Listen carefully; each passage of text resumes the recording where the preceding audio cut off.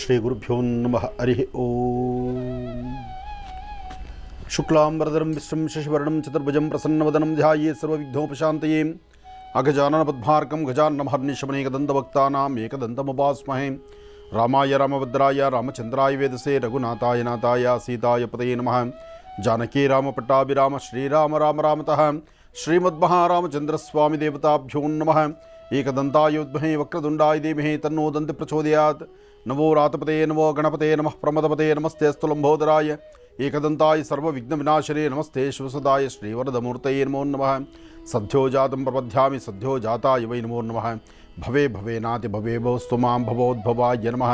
ವಾಮದೇವಾಯ ನಮೋ ಜ್ಯೇಷ್ಠಾಯ ನಮಃ ಶ್ರೇಷ್ಠಾಯ ನಮೋ ರುದ್ರಾಯ ನಮಃ ಕಾಲಾಯ ನಮಃ ಕಲವಿಕರಣಾಯ ನಮೋ ಬಲವಿಕರಣಾಯ ನಮೋ ಬಲಾಯ ನಮೋ ಬಲಪ್ರಮದನಾಯ ನಮೋ ಸರ್ವಭೂತಗಮನಾಯ ನಮೋ ಮನೋನ್ಮನಾಯ ನಮಃ. ಪದ್ಮಾನನೆ ಪದ್ಮಪತ್ರೇ ಪದ್ಮಪ್ರಿಯೇ ಪದ್ಮದಲಾಯತಾಕ್ಷಿ ವಿಶ್ವಪ್ರಿಯೇ ವಿಷ್ಣುಮನೋನುಕೂಲೆ ತ್ವತ್ಪಾದ ಪದ್ಮಮಿ ಸನ್ನಿಧತ್ಸ್ವಾಂ. ಯಾಸಾ ಪದ್ಮಾಸನಸ್ಥಾ ವಿಫಲಕಟತಟೀ ಪದ್ಮಪತ್ರಾಯತಾಕ್ಷಿ ಶ್ರೀಂ ಅಂಬಾಂ ಲಲಿತಾಂ ರಾಜರಾಜೇಶ್ವರೀಂ ರಾಜ್ಯದಾಯಿನೀಂ ಗೌರೀನ್ ಮಿಮಾಯ ಸಲಿಲಾನ್ ಕ್ಷತ್ತದ್ವಿಪದೀಂ ವಿಪದೀಂ ಸಾಂ ಚತುಷ್ಪದೀಂ ಅಷ್ಟಾಪದೀನೋಪದೀಂ ಬಹುಶೀಂ ಸಹಸ್ರಾಕ್ಷರಾಂ ಪರಮೇವ್ಯೋಮನ್. ಸರ್ವಮಂಗಳಮಾಂಗಲ್ಯೆ ಶಿವೆ ಸರ್ವಾರ್ಥಸಾಧಿಕೆ ಶರಣ್ಯೆ ತ್ರ್ಯಂಬಕೆ ಗೌರಿ ನಾರಾಯಣೀ ನಮೋಸ್ತುತೆ. ಗಂಧಧ್ವಾರಾಂತರಾದರ್ಶಾನ್ ನಿತ್ಯಪುಷ್ಟಾಂಗರೀಷಣೀಂ ಈಶ್ವರೀಂ ಸರ್ವದಾನಾಂ ತ್ವಾಮಿಹೋಪತ್ವಯೇ ಶ್ರೀಂ. ಶ್ರೀಂ ಮಹಾಕಾಳಿ ಮಹಾಲಕ್ಷ್ಮಿ ಮಹಾಸರಸ್ವತ್ಯಾತ್ಮಿಕ ಲಲಿತಾಂಬಿಕಾಯೈ ನಮೋ ನಮಃ. ಬ್ರಾಹ್ಮೀ ಮಾಹೇಶ್ವರಿ ಕೌಮಾರಿ ವೈಷ್ಣವಿ ವಾರಾಹಿ ಇಂದ್ರಾಣಿ ಚಾಮುಂಡಾ ಚಂಡಿಕಾ ಮಹಾಕಾಳಿ ಮಹಾಲಕ್ಷ್ಮಿ ಸಮೇತ ಶ್ರೀಮದ್ ಮಹಾಲಲಿತಾಂ ಬಾಲಾ ತ್ರಿಪುರ ಸುಂದರಿ. ಮಿಥುನ ರಾಶಿ ಮಿಥುನ ಲಗ್ನ. ಮಿಥುನ ರಾಶಿ ಮಿಥುನ ಲಗ್ನದಲ್ಲಿರ್ತಕ್ಕಂಥವರು ಕೆಲವಷ್ಟು ಲೇವಾದೇವಿಗಳು ಮಾಡಬೇಕಾದ್ರೆ, ವ್ಯವಹಾರಗಳು ಮಾಡಬೇಕಾದ್ರೆ, ಕೊಟ್ಟು ತೆಗೆದುಕೊಳ್ತಕ್ಕಂತಹ ವ್ಯವಹಾರಗಳಲ್ಲಿ ಸ್ವಲ್ಪ ಮಟ್ಟಿಗೆ ಜಾಗೃತರಾಗಿರಬೇಕು. ಯಾಕೆಂದರೆ ಸಣ್ಣ ಸಣ್ಣ ವಿಚಾರ ಅಂದ್ಕೊಂಡ್ರು ಅದು ದೊಡ್ಡ ದೊಡ್ಡ ಸಮಸ್ಯೆಗಳಾಗ್ಬಿಡುತ್ತೆ. ನೀವು ಅಂದುಕೊಂಡಷ್ಟು ಎಲ್ಲ ಕೆಲಸ ಮಾಡಲಿಕ್ಕೆ ಆಗೋದಿಲ್ಲ. ಆದರೆ ಪ್ರಾರಂಭಿಕ ಹಂತದಲ್ಲಿ ಬರ್ತಕ್ಕಂಥ ತೊಂದರೆಗಳಿಂದ ನೀವು ಮುಕ್ತರಾಗಿರೋದು ಬಹಳ ಕಷ್ಟ. ಯಾಕೆಂದರೆ ನೀವು ಮಾಡದಿರತಕ್ಕಂಥ ತಪ್ಪುಗಳಿಗೆ ತಲೆ ಬಗ್ಗಿಸಬೇಕು. ಯಾವುದು ನಿಮಗೆ ಸಂಬಂಧ ಇರೋದಿಲ್ವೋ, ಸಂಬಂಧ ಇಲ್ಲದಂಥದ್ದಕ್ಕೆ ನೀವು ಸಂಬಂಧವನ್ನು ನೋಡಬೇಕು. ಅಂದರೆ ಪರಿಸ್ಥಿತಿ ಆ ಮಟ್ಟಿಗೆ ತೊಂದರೆ ಎದುರಾಗುತ್ತೆ. ಆದರೆ ಇವತ್ತು ನಿಮ್ಮ ಕುಲದೇವರನ್ನು ಸಾಂಬ ಸದಾಶಿವನ್ನು ಪ್ರಾರ್ಥನೆ ಮಾಡ್ತಾ ಗೌರಿಯ ಆರಾಧನೆ ಮಾಡಿ. ಹಾಗೆ ನೀವು ಮಾಡುವಂತಹ ಕೆಲಸ ಸಾಧ್ಯವಾದಷ್ಟು ದೇವರಿಗೆ ಮೆಚ್ಚಬೇಕು. ನಾವು ಜನನ ಮೆಚ್ಚಿಸ್ಲಿಕ್ಕಾಗೋದಿಲ್ಲ, ಭಗವಂತನ ಮೆಚ್ಚಿಸ್ಬೋದು. ಹೇಗೆ ಶ್ರದ್ಧೆಯಿಂದ ಮಾಡುವ ಕಾಯಕ ಅದು ಭಗವಂತ ಮೆಚ್ತಾನೆ. ಆದರೆ ಜನನ ಮೆಚ್ಚಿಸ್ಲಿಕ್ಕೆ ಜನಾರ್ದನ ಕೈಲಾಗೋದಿಲ್ಲ. ಹಾಗೆ ನೀವು ಜನನ ಇವತ್ತು ಮೆಚ್ಚಿಸ್ಲಿಕ್ಕಾಗಲ್ಲ. ನೀವು ಮಾಡೋ ಕೆಲಸ ದೇವರ ಮೆಚ್ಚುಗೆ ಆಗಬೇಕು. ಅದಕ್ಕಾಗಿ ನಿಸ್ವಾರ್ಥತೆಯ ಕೆಲಸ ಮಿಥುನ ರಾಶಿಯವರು ಮಾಡಬೇಕು. ಮಿಥುನ ರಾಶಿಯಲ್ಲಿರ್ತಕ್ಕಂಥ ಹೆಣ್ಣು ಮಕ್ಕಳು ಮಾತ್ರ ಯಾರೊಬ್ಬರನ್ನು ಮಾತಾಡಬೇಕಾದ್ರೂ ಸ್ವಲ್ಪ ತಾಳ್ಮೆಯಿಂದ ಮಾತಾಡಿ. ಯಾಕೆಂದರೆ ನಿಮ್ಮ ಆ ಗರ್ಜನೆ, ನಿಮ್ಮ ಕೋಪ ಅಥವಾ ನೀವು ಆ ಕ್ಷಣಕ್ಕೆ ಆಡುವ ಮಾತು ಇನ್ನೊಬ್ಬರ ಹೃದಯ ಬಹಳಷ್ಟು ನೋವಾಗುತ್ತೆ. ಅದಕ್ಕೆ ದಾರಿ ಮಾಡ್ಕೊಳ್ಬೇಡಿ. ಅದರಿಂದ ಇನ್ನಷ್ಟು ನಮಗೆ ಸಮಸ್ಯೆ ಆಗುತ್ತೆ ವಿನಃ ಲಾಭ ಆಗ್ತಕ್ಕಂಥದ್ದಲ್ಲ. ಮಾಡುವಂತಹ ಧರ್ಮ ಕಾರ್ಯಗಳು ನಿಮ್ಮನ್ನು ಕಾಪಾಡುತ್ತೆ. ನೀವು ಮಾಡುವಂತಹ ಯಾವುದೇ ಒಂದು ಕೆಲಸದ ನಿರ್ಣಯ ಬಹಳ ಅಚ್ಚುಕಟ್ಟಾಗಿರುತ್ತೆ.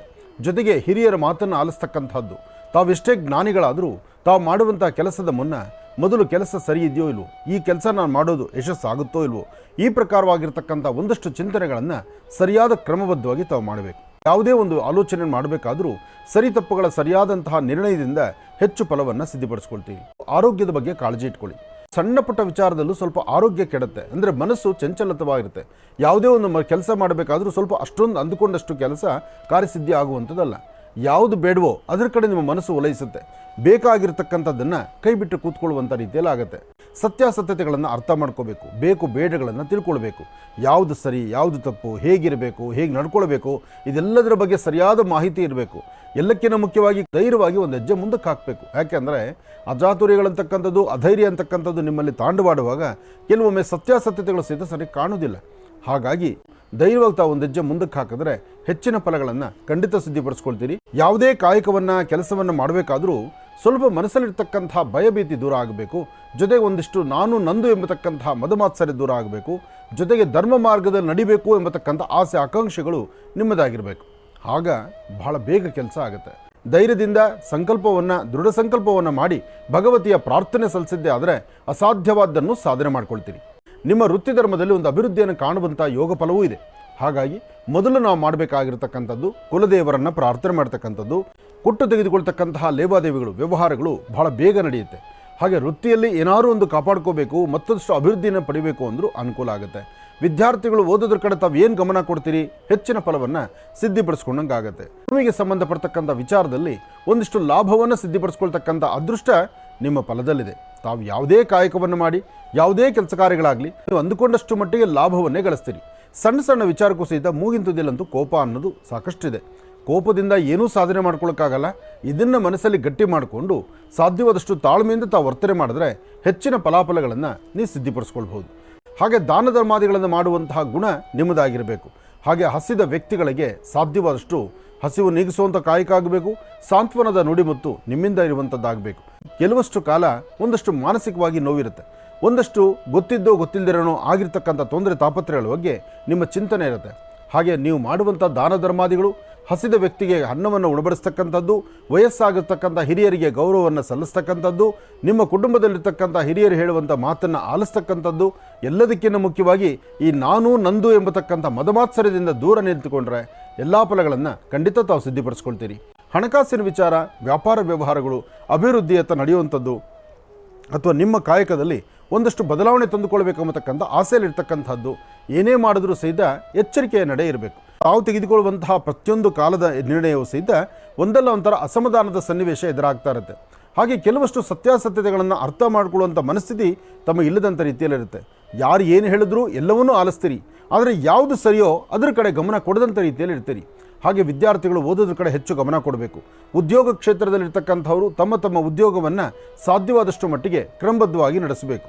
ಹಾಗೆ ಆರೋಗ್ಯದಲ್ಲಾಗ್ತಿರ್ತಕ್ಕಂಥ ಒಂದಷ್ಟು ಅಚಾತುರ್ಯಗಳನ್ನು, ಮಾನಸಿಕವಾದಂಥ ಒತ್ತಡವನ್ನು, ಏನೇ ಒಂದು ಸಮಸ್ಯೆ ಆದರೂ ಸಮಸ್ಯೆಯನ್ನು ಸರಿಯಾಗಿ ಅರ್ಥ ಮಾಡ್ಕೊಳ್ಳದಿರತಕ್ಕಂಥ ಮನಸ್ಥಿತಿಯನ್ನು ತಾವು ಸಾಕಷ್ಟು ಬೆಳೆಸ್ಕೊತಾ ಇದ್ದೀರಿ. ನಿಮ್ಮ ವ್ಯವಹಾರಗಳಲ್ಲಿ ಒಂದು ಬದಲಾವಣೆ ತಂದುಕೊಳ್ಳುವಂಥ ಕಾಲ ಇದೆ. ಶನಿ ಇರ್ತಕ್ಕಂಥ ಆಸ್ಥಾನದಲ್ಲಿ ಸ್ವಲ್ಪ ವ್ಯತ್ಯಾಸವಿದ್ದು, ರಾಹು ಇರ್ತಕ್ಕಂಥ ಆಸ್ಥಾನದಲ್ಲಿ ಅಷ್ಟೇ ಸಮಸ್ಯೆಗಳಿರೋದ್ರಿಂದ ಮಾನಸಿಕವಾದಂಥ ಒತ್ತಡ, ಕೆಲಸ ಕಾರ್ಯಗಳಲ್ಲಿ ಸಾಕಷ್ಟು ಒತ್ತಡ, ಜೊತೆಗೆ ಅದಕ್ಕಿಂತ ಹೆಚ್ಚಿನಾಗಿ ಹಣಕಾಸು ಯಥೇಚ್ಛವಾದಂಥ ರೀತಿ ಖರ್ಚಾಗುವಂಥದ್ದು. ಕೂಡಿಟ್ಟಂಥ ಹಣ ಇರಲಿ ಅಥವಾ ಬೇಕಾಗಿರ್ತಕ್ಕಂಥ ಹಣಕ್ಕೆ ನೀವು ವ್ಯವಸ್ಥೆ ಮಾಡಿಕೊಂಡು ಅಥವಾ ಸಾಲ ಸೌಲಕ್ಕೆ ಕೈ ಹಾಕುವಂಥದ್ದಾಗಲಿ, ಅಥವಾ ಯಾರೊಬ್ಬರ ವ್ಯಕ್ತಿಗಳನ್ನು ಮಾತಾಡಿದಾಗೂ ಒಂದಷ್ಟು ನಿಷ್ಠೂರಕ್ಕೆ ಒಳಗಾಗ್ತಕ್ಕಂಥದ್ದಾಗಲಿ, ಅಥವಾ ಅಷ್ಟು ಸಮಾಧಾನ ಇಲ್ಲದಂಥ ರೀತಿ ನಡೆಯುವಂಥದ್ದಿರುತ್ತೆ. ಅದರ ಮಧ್ಯದಲ್ಲಿ ಸರಿಯಾದ ಸಮಯಕ್ಕೆ ಆಹಾರ ಪದ್ಧತಿಗಳನ್ನು ತೆಗೆದುಕೊಳ್ಳೋಕ್ಕಾಗದಿರ ಆರೋಗ್ಯದಲ್ಲಿ ಸಣ್ಣ ವ್ಯತ್ಯಾಸ ಆಗುವಂಥದ್ದು, ಮೊಣಕಾಲು ಮತ್ತು ಪಾದಗಳು ಉರಿ ಬರ್ತಕ್ಕಂಥದ್ದು, ತುಂಬ ಆಯಾಸ ಸುಸ್ತಾಗುವಂಥದ್ದು, ಕೆಲವು ಜವಾಬ್ದಾರಿಯುತವಾದಂಥ ಕಾಯಕದಲ್ಲಿ ನೀವಿದ್ದರೂ ಆ ಜವಾಬ್ದಾರಿ ಸ್ಥಾನ ನಿಮ್ಮದಲ್ವೇನೋ ಎಂಬಂಥ ರೀತಿ ನಡ್ಕೊಳ್ಳುವಂಥ ಪರಿಸ್ಥಿತಿ ಎದುರಾಗುವಂಥದ್ದು. ನೀಲಾಂಜನ ಸಮಾಭಾಸಂ ರವಿಪುತ್ರ ವಿಮಾಗ್ರಜಂ ಛಾಯಾಮಾರ್ತಾಂಡ ಸಂಭೂತಂ ತನ್ನಮಾಮಿ ಶನೇಶ್ವರಂ. ಹೀಗೆ ಶನೇಶ್ವರ ಮಹಾಮಂತ್ರವನ್ನು ತಾವು ಪಠನೆ ಮಾಡಿ ನಿಮ್ಮ ಮನಸ್ಸಲ್ಲಿರ್ತಕ್ಕಂಥ ದ್ವಂದ್ವ ನಿಲುವನ್ನು ದೂರ ಮಾಡಿಕೊಂಡ್ರೆ ಒಂದಿಷ್ಟು ಮಟ್ಟಿಗೆ ಅನುಕೂಲವನ್ನು ತಾವು ಸಿದ್ಧಿಪಡಿಸ್ಕೊಳ್ಬಹುದು. ಒಳ್ಳೆಯದಾಗಲಿ, ಶುಭವಾಗಲಿ. ಹಾಗೆ ಉದ್ಯೋಗಕ್ಕಾಗಿ ಪರಿತಪಿಸ್ತಿರ್ತಕ್ಕಂಥವ್ರಿಗೆ ಉದ್ಯೋಗ ಅವಕಾಶ ಸಿಗುವಂಥ ಯೋಗ ಫಲ ಇದೆ. ವಿದ್ಯಾರ್ಥಿಗಳು ಓದೋದ್ರ ಕಡೆ ಹೆಚ್ಚು ಗಮನ ಕೊಡಬೇಕು. ಗುರು ದಕ್ಷಿಣಾಮೂರ್ತಿಯನ್ನು ಪ್ರಾರ್ಥನೆ ಮಾಡಬೇಕು. ಗುರು ದಕ್ಷಿಣಾಮೂರ್ತಿಯನ್ನು ಪ್ರಾರ್ಥನೆ ಮಾಡೋದ್ರಿಂದ ಅಸಾಧ್ಯವಾದ್ದನ್ನು ಸಾಧನೆ ಮಾಡಿಕೊಳ್ತಕ್ಕಂಥ ಗುರುವಿನ ಅನುಗ್ರಹಕ್ಕೆ ಪಾತ್ರರಾಗುವಂಥ ಯೋಗ ಫಲ ನಿಮ್ಮ ಭವಿಷ್ಯತ್ತಲ್ಲಿದೆ. ನೀವು ಮಾಡುವ ಕೆಲಸ ಮತ್ತಷ್ಟು ಹೆಚ್ಚಿನ ಲಾಭ ಸಿಗಬೇಕಾದ್ರೆ ಸರ್ವಂ ಶಿವಮಯಂ ಅಂದರೆ ಶಿವನ ಸಾನ್ನಿಧ್ಯಕ್ಕೆ ಬಂದು ಶಿವಧ್ಯಾನವನ್ನು ಮಾಡ್ತಕ್ಕಂಥದ್ದು, ಭಸ್ಮಧಾರಣೆ ಮಾಡ್ಕೊಳ್ತಕ್ಕಂಥದ್ದು, ಅಥವಾ ಅಲ್ಲಿ ಓಂ ನಮಃ ಶಿವ ಎಂಬತಕ್ಕಂಥ ಶಿವಮಂತ್ರವನ್ನು ಒಂದಷ್ಟು ಪಠನೆ ಮಾಡೋದ್ರಿಂದ ಹೆಚ್ಚಿನ ಫಲವನ್ನು ಖಂಡಿತ ಸಿದ್ಧಿಪಡಿಸ್ಕೊಳ್ತೀರಿ. ಒಳ್ಳೆಯದಾಗಲಿ, ಶುಭವಾಗಲಿ.